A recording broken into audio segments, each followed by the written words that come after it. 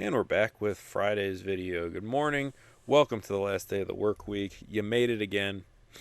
Congratulations, all of those of you who have gotten through another work week. You get the weekend to relax after today. All right. Today we have the last story of Exodus chapter 23. It's called God's Angel to Prepare the Way. We'll see what that has in store for us in just a minute. But I will be in Pennsylvania again this weekend, so I'm recording this one Wednesday night. Sorry, it's Wednesday night for me.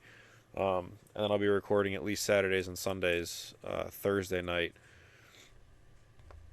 just to help keep up with them. Again, if something happens and I end up missing one, I apologize, but I will be back before you know it. And I believe that's it. I was going to check my channel just to make sure I didn't miss anything overnight. I don't think I have, but thanks again for all the continued support. We are still rocking a streak of videos with views, so we haven't had a video with 0 views in quite a while, and I very much appreciate that. Just makes me feel good that I'm able to have people that want to watch these every day. All right, so having said that, let's get into the reading for today. God's angel to prepare the way. See, I am sending an angel ahead of you to guard you along the way and to bring you to the place I have prepared. Pay attention to him and listen to what he says. Do not rebel against him. He will not forgive your rebellion, since my name is in him.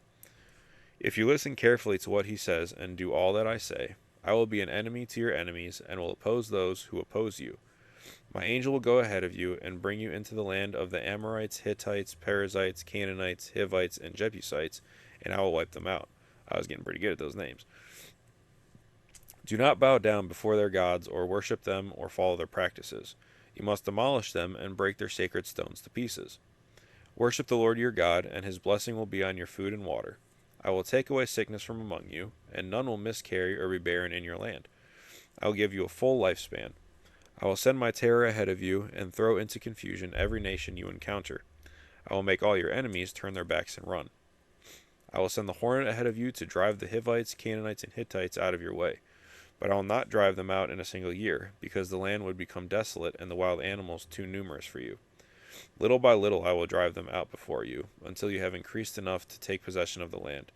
I will establish your borders from the Red Sea to the Mediterranean Sea, and from the desert to the Euphrates River. I will give into your hands the people who live in the land, and you will drive them out before you. Do not make a covenant with them or with their gods. Do not let them live in your land, or they will cause you to sin against me, because the worship of their gods will certainly be a snare to you. So interesting. The At the beginning, you're supposed to listen to what the angel says because God's name is in him. So it's pretty much like you're listening to what you're listening to God. He's just sending it through a messenger. Pretty much if we follow the rules, good things will happen. He will be on our side, gives us blessings. So verse 29, I thought was very interesting when I read through it. He will not drive them out in a single year, because the land would become desolate and the wild animals too numerous for them. So, anytime you think that God is not listening to prayers, and you might think he's saying no, always keep in mind that he might just be playing the long game. If he did something instantaneously, it might have ended up being worse for you than what the situation you were in. Or it might just give you a bad situation from a bad situation.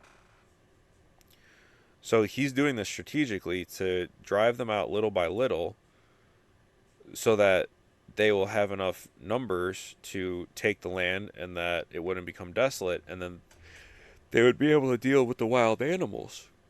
Excuse me. So just think about that. Every time something happens, or if you pray about something and you think that you haven't heard an answer, it might just be the long game that's being played. He might be slowly changing whatever that is in your life. I feel like my life is being slowly changed. I always wanted like a sense of purpose, and now it seems like over the last few years, it had like the plan he has set out for me is starting to be shown to me. I'm getting a degree, I'm getting married, like all the big things in my life that I wanted to happen are starting to slowly happen. So it doesn't always happen right away. I don't think I was mature enough when I first asked for this stuff. I don't think I was the right person. I wasn't a mature person. I wasn't in the right mindset to have all of these things in my hands.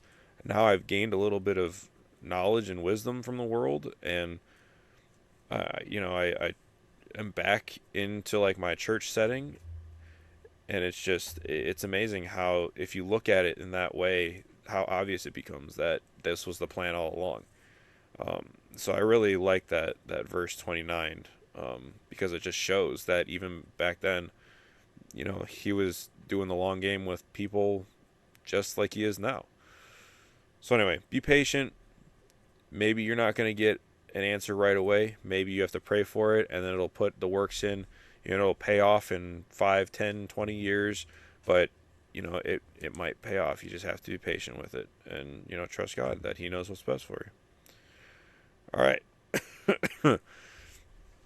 Sorry, I just have a little bit of a dry throat, but I'm all good. I feel like I'm mostly recovered from being whatever it was with my sinuses last week and at the beginning of this week. So yeah.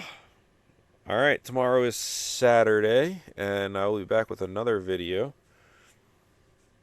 And yeah, I will see you guys then. Enjoy your Friday night.